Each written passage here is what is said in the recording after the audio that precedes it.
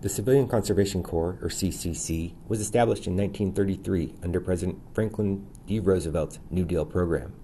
During the years of the Great Depression, the stock market crash and ensuing business closures left many Americans desperately looking for work and state governments looking for ways to cut budgets. By 1933, the California state parks were so underfunded that only 18 were open to the public, while 29 were completely inoperative. In fact, during the 1930s, the California Division of Parks was totally dependent on the CCC for park development.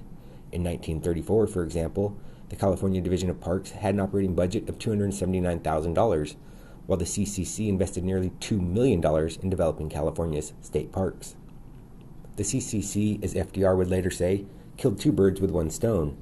The program employed young men, ages 17 to 28, on projects throughout the nation's public parks and forests.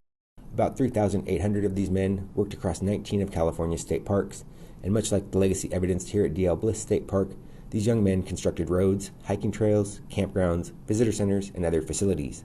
The first CCC camps at California state parks were opened in June 1933 at Calaveras Big Trees, Humboldt Redwoods, Big Basin, and Cucamonga Rancho State Parks. Over the next few years, more camps would open, with activity eventually peaking in 1935. During the first few years in the California state parks, the CCC camps were primitive, often lacked trucks and tools, and were given only vague work plans. However, the men made up for it with energy and enthusiasm. With time, the camps improved. Park development plans became more sophisticated, and skilled craftsmen were brought in to assist. The 1930s would become known as the golden era of park planning and development. A distinctive rustic feature distinguishes the work of the CCC in California state parks, a uniquely American style that has been adapted over the years and continues to be used today.